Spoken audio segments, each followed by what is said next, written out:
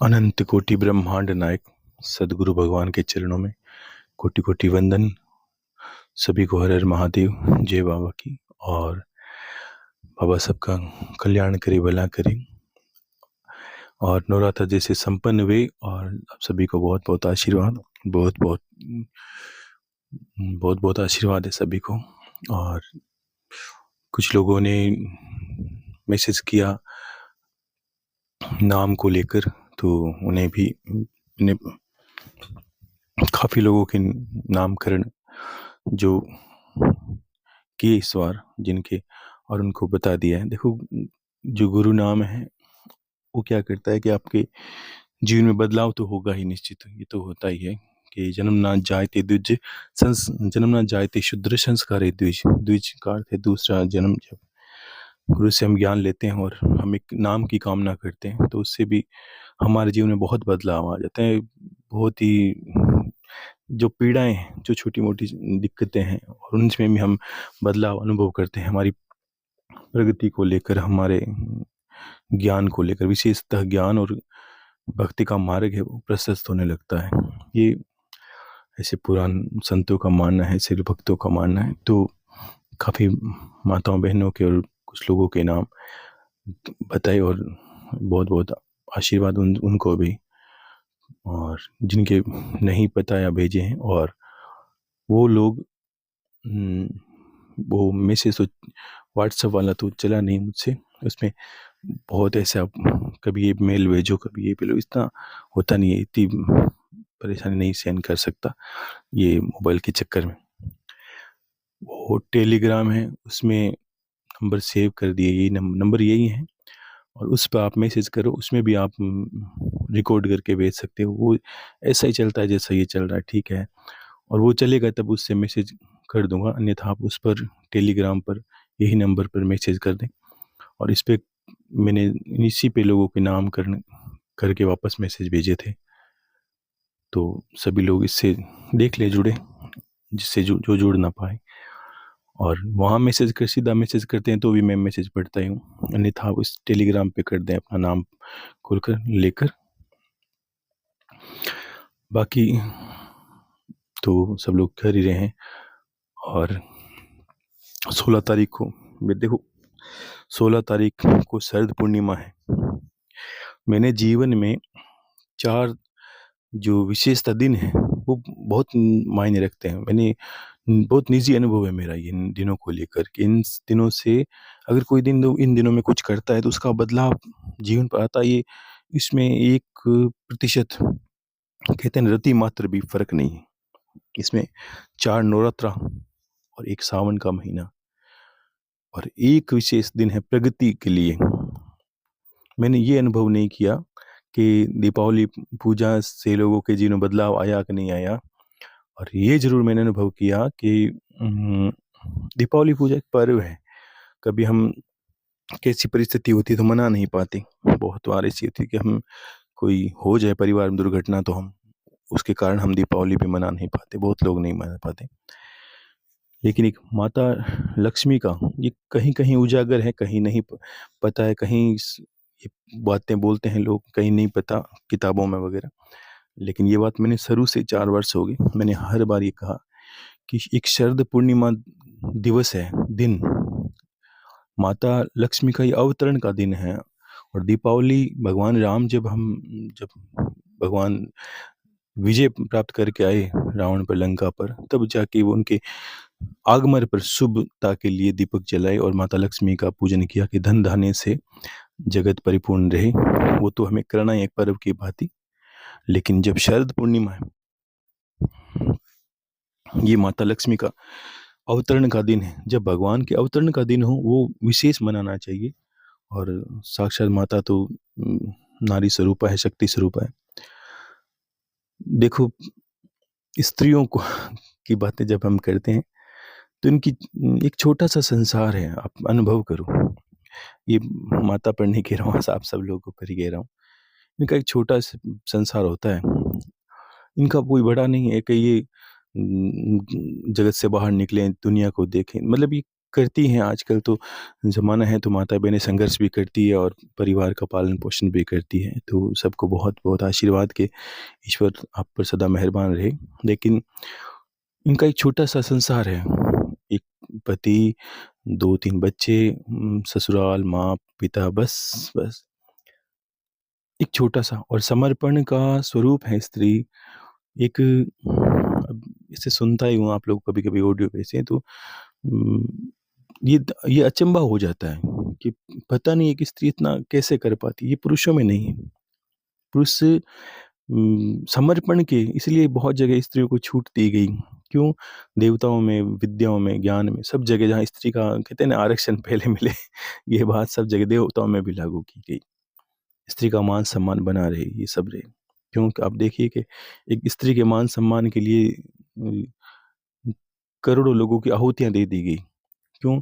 कि उनका महत्व नहीं है कि करोड़ों लोग मारे जा रहे हैं, उनका महत्व है कि स्त्री का हरण क्यों हुआ? रावण के वंश नाश हो गए। स्त्री जहाँ रोती है, ये भी विशेषता सभी को कहना चाहूँगा बार-बार, बार-बार यही कहता हूँ, कभी भी किसी भी परिस्थिति में जो पुरुष ये ख़्याल रखता है कि मेरी स्त्री रोए ना, कभी उसको कोई पीड़ा ना हो, ये अगर आप करते हो, तो आप अनुभव करोगे कि आपके जीवन में शुभता और लक्ष्मी के आगमन को कोई दुनिया की कोई भी शक्ति रोक नहीं सकती।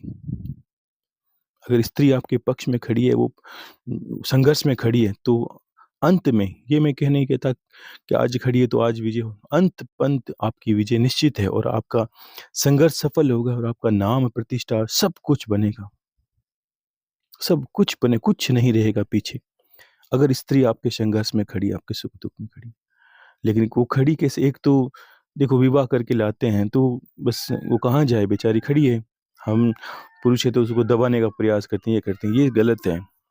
और एक ऐसा होता है कि हमारे प्रेमवश वो हमारे संघर्ष में खड़ी है, हमारी बिल्कुल ढाल बनकर सब जगह संघर्ष में। तो ऐसी स्त्री को नमन है, इस नारी स्वरूप, शक्ति स्वरूप का जो जगत जननी है उसको भी नमन है।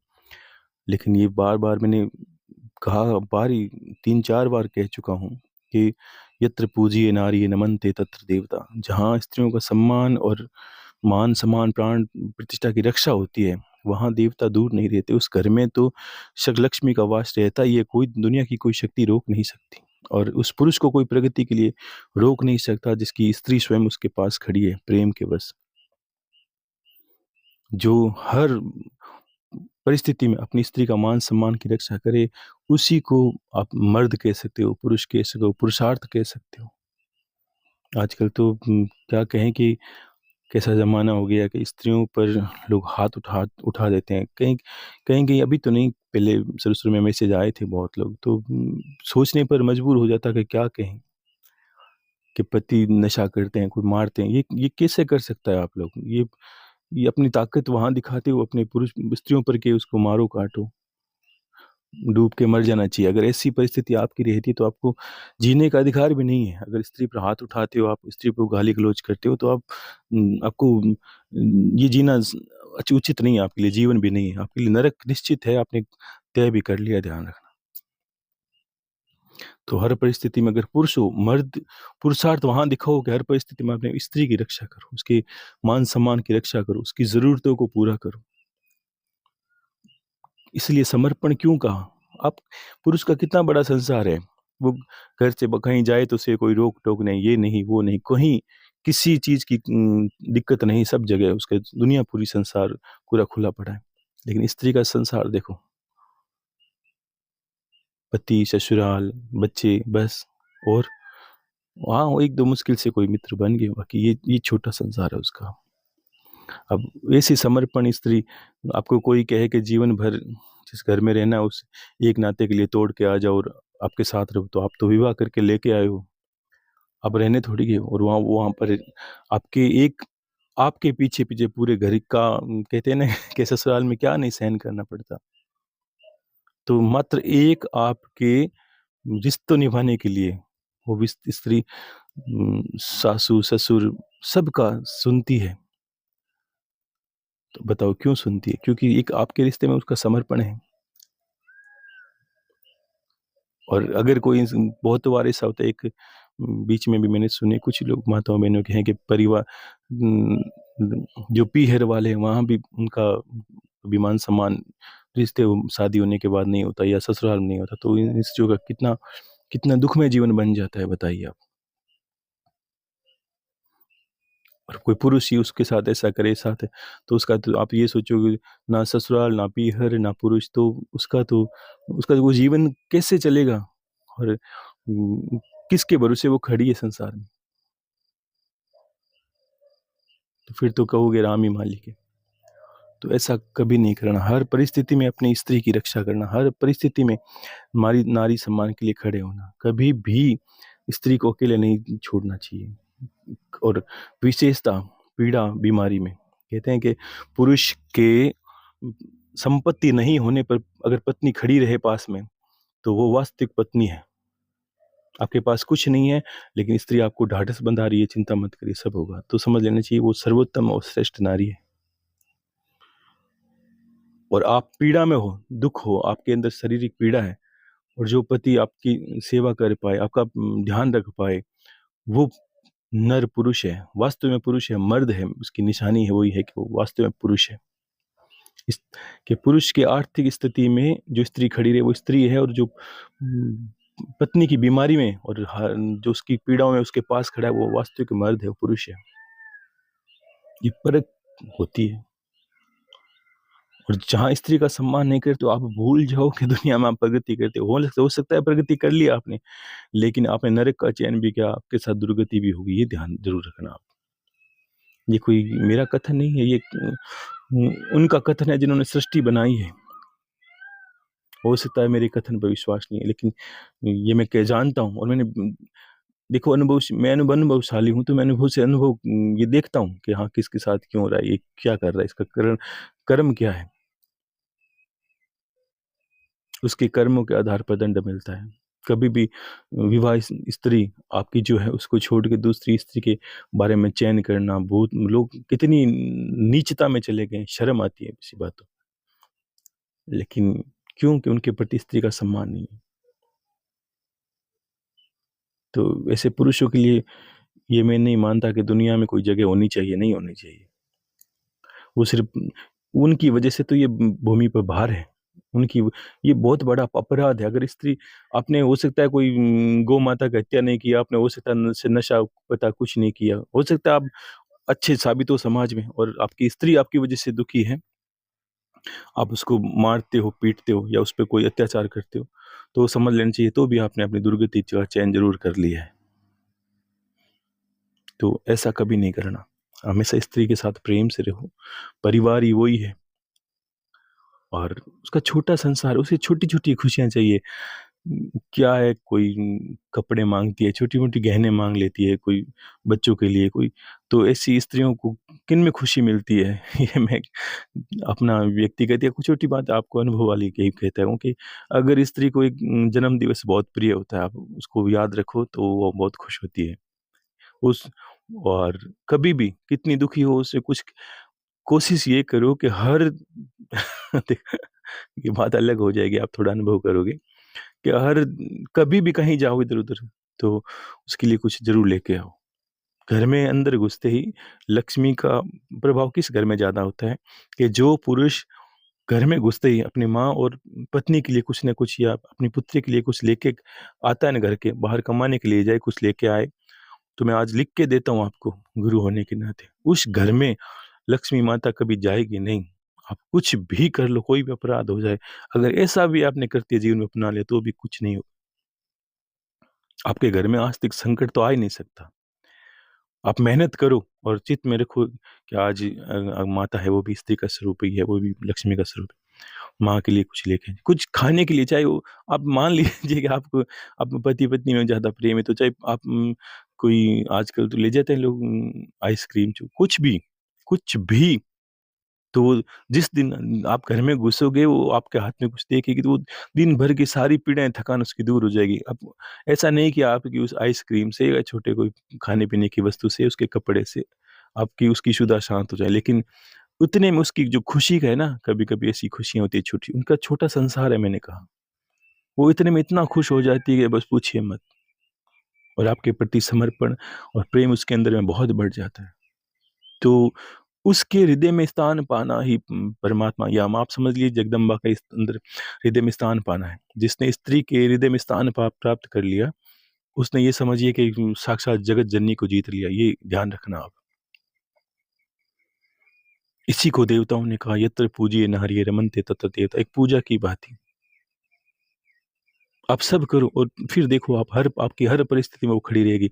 और जिस दिन नारी आपके साथ खड़ी रहेगी, पुरुषत्व पूर्ण तभी होता है। महादेव को देखो, आपके इष्ट महादेव हैं, हमारे इष्ट महादेव हैं, वो अर्धनारीश्वर। वो तो क्या सम्मान नहीं है उन्होंने, कैसा सम्मान है माता जगदम्बा के प्रति उनका। भगवान राम का सीता के प्रति कैसा समर्पण देखिए ना। भगवान नारायण का देखिए, किसका नहीं। और एक समर्पण ही था स्त्रियों के प्रति कि एक द्रौपदी के मात्र चीर को स्पर्श करने मात्र से हजारों लोगों को छिन्न भिन्न कर दिया, हजारों पुरुषों का अस्तित्व को विलीन कर दिया गया। क्योंकि भगवान नारायण जानते थे स्त्री का सम्मान सर्वोपरि है। और एकमात्र सीता जी के उन्हीं वही बात द्रौपदी वाली हुई। थोड़ा सा उनका अपहरण मात्र से उनका रावण का वंश का नाश हो गया। जिस घर में स्त्री हृदय से रो दे, कोई बहन बेटी है आपकी, मान लीजिए घर से रो के चली जाए, तो आपके घर का पतन भी आप रोक नहीं सकते। ये भी आप लिख के रखिए। कुछ चीजें हैं जो आपको इतनी खतरनाक है, वो जाननी जरूरी है। आपके घर के पतन को रोक नहीं सकते। आप देखोगे आपका वंश का नाश हो जाता है अगर स्त्री घर में हृदय से रो दे आपके दुख के कारण। छोटी मोटी बातें अलग है, लेकिन वास्तविकता अगर उसके दुख देते हो आप, तो आप समझिए कि बहुत बड़ी बात हो जाती है। हाँ, उसमें से भी देखो, सभी बातें पुरुषों पे भी लागू नहीं हो सकती। मैं एक पक्ष नहीं लूंगा। स्त्रियों को भी ये ध्यान रखना कि परिवार का मान सम्मान किस में बना रहे। वो स्त्री ही वही है जो पुरुष के संघर्ष में उसके साथ खड़ी रहे, उसकी पीड़ाओं में खड़ी रहे। ये स्त्री का कर्तव्य है। तो ये मिला के घर परिवार संसार बनता है। यहाँ ही छोटे मोटे दोष रहते हैं लोगों के। ये नहीं कि ये ग्रहों के दोष हैं, ये छोटे मोटे दोष हैं जिसको हम ये कह सकते हैं हमारे घर के दोष ही हैं, जिसकी वजह से अशांति दुख का कारण माहौल बना रहता है। घर में डर का माहौल बना रहता है, घर में लड़ाई झगड़े का माहौल बना रहता है। तो ऐसा छोटी छोटी बातों को आप परिवार में अपनाएं। इससे क्या होता है, ये मैं नहीं कहता कि इसका आपकी आपकी समझिए कि आपकी आर्थिक उन्नति, एक जो परिवार का वंश की उन्नति, ये उससे निश्चित होती है। इसमें कोई दो राय नहीं है। ठीक है, तो ये चीजें आपको ध्यान रखनी है। और देखो, बात स्त्री की आ गई तो स्वतः कभी कभी देखो समाज की जो स्थिति देखते हैं उसमें ये भी ध्यान रखना कि स्त्री पर ही संकट है आने वाली। जो स्त्री है, और इस पे कष्ट इतना ज़्यादा है कि इसकी स्थिति और ज़्यादा खराब होती जाएगी। ये भी मैं जानता हूँ। समय के अंत तक जो जो चीज़ श्रेष्ठम श्रेष्ठ थी, जिस आज तो आसान है कि विवाह करके स्त्री को घर लेके आ गया था। आपको ये पता होना चाहिए कि स्त्री के विवाह के पीछे भी इतनी कहानी आप जो सुनते हो उसमें पता, एक स्वयंवर होता, हजारों लोग आपस में अपनी सामर्थ्य दिखाते तब जाके विवाह होता। यानी स्त्री इतनी अनमोल है, उसको जीत के लेके आना पड़ता, उसको संघर्ष के बाद लेके आना पड़ता। आज कहाँ संघर्ष है। आपने फोटो दिखाई, ये लड़की इतनी पड़ी है या विवाह हो गया बस। अरे, कुछ स्त्रियों की गलती रह गई, कुछ समाज की तो है ही। बाकी स्त्री प्राप्त करने के पीछे भी बहुत बड़ा संघर्ष होता, तब जाके विवाह होता और तब जाके अपनी जीवन संगिनी उसको मिलती। लेकिन स्त्री का वर्चस्व कम हो रहा है समाज में, इसलिए ये स्थिति हो गई है। और कलयुग का क्योंकि जब तक स्त्री का सम्मान करोगे तब तक घर की उन्नति बनी रहेगी, घर संस्कारी रहेगा। जहाँ स्त्री का सम्मान नहीं होगा, अपमान होगा, स्त्री गलत रास्ते जाएगी, उस घर की दुर्गति होगी। यही तो कलयुग का कारण है। ठीक है, तो इनका वरदान यही नहीं बोलता ना कि जर जरा जमीन, इन तीनों में कलयुग का वास है। स्त्री में भी, वो स्त्री की वजह से भी संसार का पतन कर देगा। तो अपनी स्त्रियों को भी थोड़ा संभालें, उनका भरण पोषण, उनके प्रेम में, उनके संघर्ष में उनके पास रहें, साथ रहें, उसकी पीड़ाओं में। तो घर को आप गलत रास्तों से जाने से, बच्चों को संस्कार जाने से बहुत बचा सकते हैं। और माता बहन का सदा सम्मान करो, पत्नी का सदा सम्मान करो, खुश रखो। कभी कभी पुरुष के एक एक एक मैसेज मैंने बीच में पढ़ा था, अभी कुछ ये जब दिया था ना नंबर अभी वाला, तभी तो उसने उसने कहा भाई, माँ कहती कुछ है, पत्नी कुछ कहती है, मैं बीच में फंस जाता हूँ। ये ज्यादातर होता ही है क्योंकि माँ माँ का अधिकार है आप पर, और पत्नी का अधिकार भी आपने स्वयं दिया है, तो भी दोनों, तो उसकी जगह आपको खुद ही थोड़ा चयन करना होगा कि माता का दिल भी ना दुखे और पत्नी को भी खुश मिले। तो इसमें तो मैं कुछ ज़्यादा आपको राय दे ही नहीं सकता क्या क्या करें। बस ये ध्यान रखें कि दोनों का पक्ष लेना है। कभी कभी क्या होता है कि होता है ना, किस तरह कि एक अबोध बच्चा आए और कहे कि माँ के पास आता है कि आज पिताजी ने मुझे मारा, रोए, तो बोलेंगे नहीं नहीं वो तो ऐसे कह रहे थे, बस कैसे करके वो मना लेते हैं, वो तो अब तुमसे बहुत प्रेम करते हैं, तुम्हारे लिए खिलौने लेके आएंगे, ये आएंगे, वो तो ऐसे गुस्से में मार दिया। तो कैसे करके ऐसे ही आपको मैनेज करना। ये बीच की परिस्थिति है पुरुषों के लिए कठिन, कि अगर माँ कुछ कहे पत्नी कुछ कहे, दोनों में जोड़ हो जाए। अब सास बहू है तो खटपट होगी, ये तो निश्चित भी है लेकिन पुरुष जब बीच में खड़ा है, एक पक्ष ना ले, क्योंकि दोनों पक्षों में आपको प्रसन्नता मिलनी है और दोनों पक्षों को भी आपको खुश रखना है, ध्यान रखना। माँ का सम्मान बना रहे, पत्नी का भी अपमान ना हो। ये आपकी चातुरता पर, आपकी बुद्धि पर निर्भर करता है। ठीक है, तो मैं विषय पर आता हूँ। ये घर का माहौल होना चाहिए, और उसके ऐसा ही घर की परिस्थिति हो, और तो घर सदा संपन्न, उन्नति रहती, उन घर में उन्नति रहती है। घर में हर वस्तु समय पे आएगी, लक्ष्मी माता का वास रहेगा, अर्थ पूर्ण रहेगा वो घर। और ठीक है, तो ये जो शरद पूर्णिमा आती है, ये माता लक्ष्मी का प्रादुर्भाव, उन उत्पत्ति का, समुद्र मंथन से माता का जो आगमन हुआ है, उस दिन ये उनकी पूजा है, रखनी होती है शाम को। आप माता लक्ष्मी का उस दिन कोई भी कैसी भी परिस्थिति हो, आपको पूजन करना है। ये इसमें आप कोई दोष नहीं निकाल सकते कि आप, मैं नहीं कर सकता, वो नहीं कर सकती, आप किसी से भी करवा सकते हैं। घर के अंदर ऐसा माहौल होना चाहिए कि आप माता लक्ष्मी का जन्म दिवस मना रहे हो आज। बाकी सबको पता है किस तरह मनाना है, बाकी ठीक है ना। तो ये आप बड़े प्रेम से मनाओगे, और परिवार अगर खुश है तो बहुत आप अनुभव करना। मैंने कहा, क्या कहा, 4 नवरात्रा, एक सावन, और ये दिन मैं अपने जीवन की श्रेष्ठतम श्रेष्ठ दिवस मानता हूँ। पूरे वर्ष में आप माँ को याद करो ना करो, इस दिन आप याद करते हो प्रेम से, तो आप अनुभव करोगे आपकी उन्नति को कोई रोक नहीं सकता, घर की उन्नति को। और पति पत्नी सहित अगर संध्या के समय माता का पूजन करते हो, उनकी तस्वीर पे माला पुष्प अर्पण करते हो, ये सबको पता है किस तरह की जाती है। उनको चढ़ाओ, उनका अगर पादुका है तो चरणामत अर्पण करो।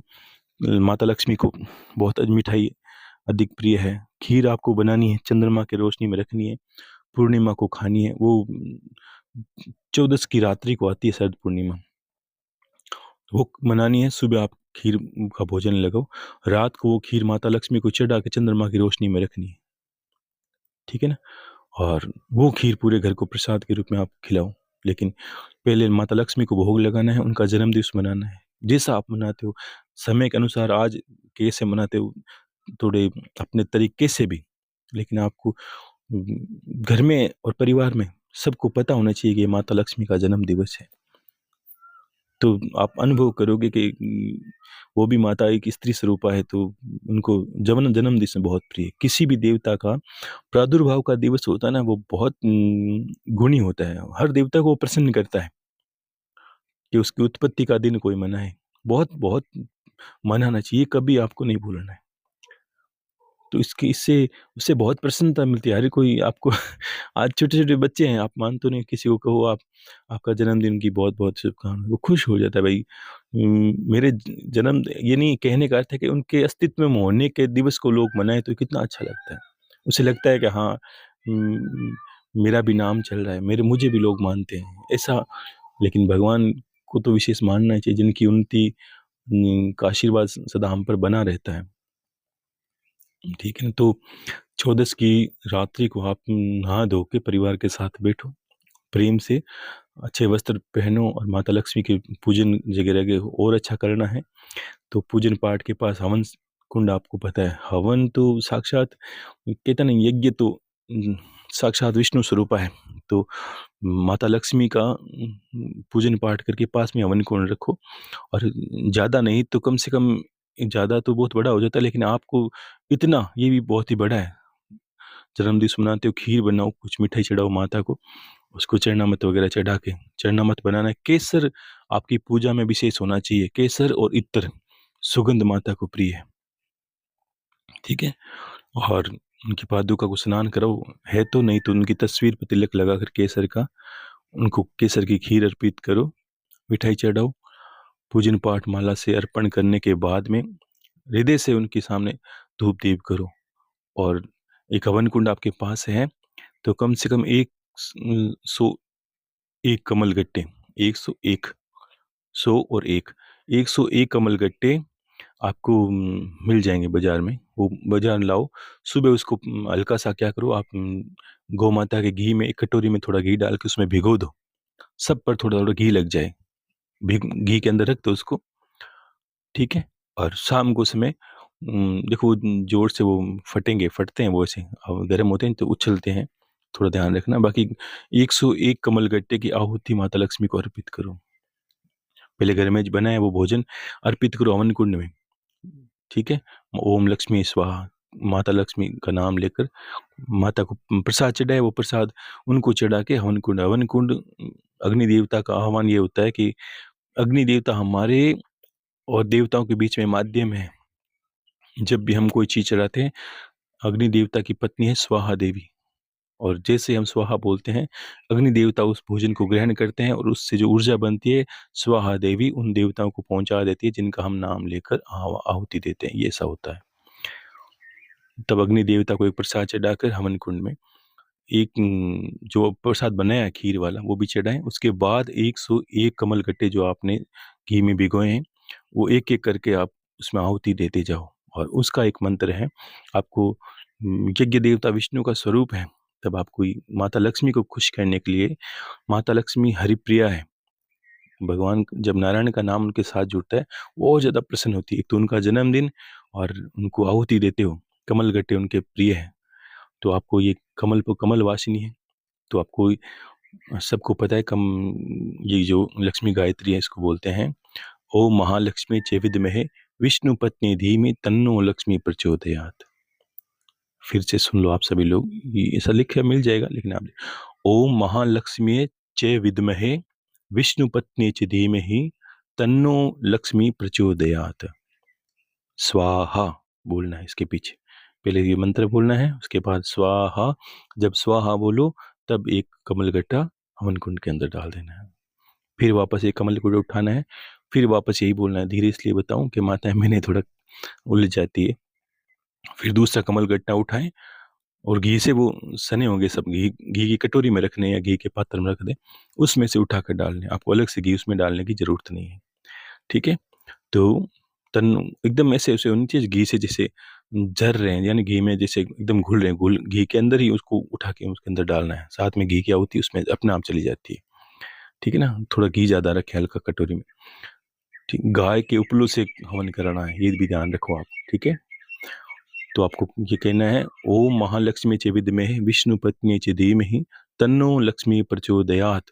ये स्वाहा, जब स्वाहा बोलते हो तभी कमल गट्टा उठा के उसके अंदर डालना है। कभी कभी लोग क्या करते हैं, मंत्र बीच में चल रहा होता है, बीच में कमल गट्टा डाल देते हैं, तो भी ये गलत है, ये सही नहीं है, आहुति पूर्ण नहीं होती। इसलिए आपको पहले मंत्र स्वाहा हाथ में रखे हो, जैसे मैंने कमल गट्टा हाथ में लिया और मैं एक हाथ से मंत्र गिन रहा हूँ, या पास में आपके परिवार कोई बैठा है वो माला से गिनती कर रहा है, वो बता देगा आपको एक से एक।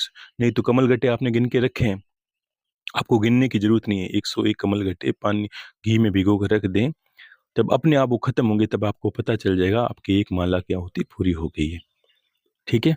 ओम महालक्ष्मी च विद्महे विष्णु पत्नी च धीमहि तन्नो लक्ष्मी प्रचोदयात् स्वाहा, ये कह के आपको आहुति देनी। तो आप देखोगे कि आपकी उन्नति प्रगति, ये कोई छोटे, दुनिया कहती है अभी तक लोग कितने बताते हैं ये सब टोना टोटका, ऐसा कुछ नहीं करना। आप पूर्णता करो जिसमें आपकी पीढ़ियां दर पीढ़ियां यश कीर्ति पाए, नाम पाए, भगवती की आपके घर पे आह्वान हो। इसलिए छोटा कोई इसका टोटका नहीं होता। लक्ष्मी जी कोई कहते हैं लोग आजकल के लक्ष्मी को सुनते हैं और हंसी भी आती है कि लक्ष्मी जी को वश में कर लो तो ये कर लो, ये घर में ये कर लो, ये हो जाए। ये सब उल्टी पुल्टी बात है। आप माँ का आह्वान करो, ऐसे घर पे कार्य करोगे तो परिवार भी संस्कारित होगा। और इस दिवस को आप एक दिवस की भांति मनाओ। आप अनुभव करोगे ये दिन जिसने मनाया उसको घर में कमी कभी नहीं आएगी, ये ध्यान रखना। क्योंकि माता स्वयं उस दिन आपके घर पे ये निश्चित तौर पर देखेगी कि जन्मदिन मेरा कहाँ कहाँ मन रहा है, कौन किस किस को मेरी कामना है, किस किस की जीवन में मेरी वजह से परेशानी है, सबका वो पूर्ण करती है। ठीक है, तो ये आपको ध्यान रखना है। और बाकी दीपावली की पूजा वगैरह है तो मैं छोटी मोटी आप वहाँ टेलीग्राम है उस पर लिख दीजिए और उससे उसमें जुड़े, एक बार टेलीग्राम से जुड़ जाएं। जब व्हाट्सअप चालू होगा तो मैं आपको उसी में मैसेज कर दूंगा। और उसी में टेलीग्राम में आप जब भी आप मैसेज भेजते हो ये लिख नाम, ठीक है, अपना पता, और दूसरा जाति गोत्र लिखते हो उस वक्त, और जगह का स्थान का कहाँ जन्म हुआ है वो लिखोगे। तब मैं उसके आधार पर आपको बताऊंगा आपको क्या नाम रखूं ताकि आपका गुरु प्रदत्त नाम हो जाए। और दूसरा कि कुछ लोगों ने देखो पारस शिवलिंग की मैंने कहा, आपने मैसेज कर दिया, मुझे समझ में आ गया काफ़ी लोगों को ज़रूरत है। पादुका भी कुछ लोगों ने मांगी तो मैं धीरे धीरे व्यवस्था करवा दूंगा। जब पार्द का पड़ेगा तो अभी मैंने ये भी नहीं बताया कि कितना उसका रुपया लगता है, कितना पड़ता है, मुझे भी ये जा नहीं पाया कहीं पर, लेकिन मैं बनाऊंगा निश्चित तौर पर। और उस वक्त आपको उसकी कीमत ही बता दूंगा और ये भी बता दूंगा कि किसको किस तरह मिलेगा। और आप अपना पहले तो नामकरण वाला कर लीजिए, उसके बाद देखते हैं कैसा होता है। सबके मिल जाएगा, सबको जिसने कामना की है तो कैसे कैसे मिलेगा आपको। ठीक है, और सबको आशीर्वाद है, खुश रहिए। हर हर महादेव, शंभू शंकर। और ये ध्यान रखना आप, ठीक है, दिवस वाला ये आपको करना है। आप खुद नहीं मानते तो ये, अगर मुझे मानते हो तो ये भी मान लिखिए, हाँ गुरुदेव ने कहा तो भी करना है, तो भी आपका भला ही होगा। ठीक है, और अपनी अंच इच्छा से मैंने बताया, और आप अपनी इसी में जानने से कि हाँ गुरुदेव में तो ये तो जान गए बड़ा प्रेम है माता लक्ष्मी से, तो आपको तो भी करना है। ठीक है, तो सबके लिए बहुत बहुत आशीर्वाद। खुश रहिए, हर हर महादेव, शंभू शंकर, सबका भला हो, कल्याण हो। और बाकी आपको सब बता दिया है। खुश रहिए, जय गुरुदेव।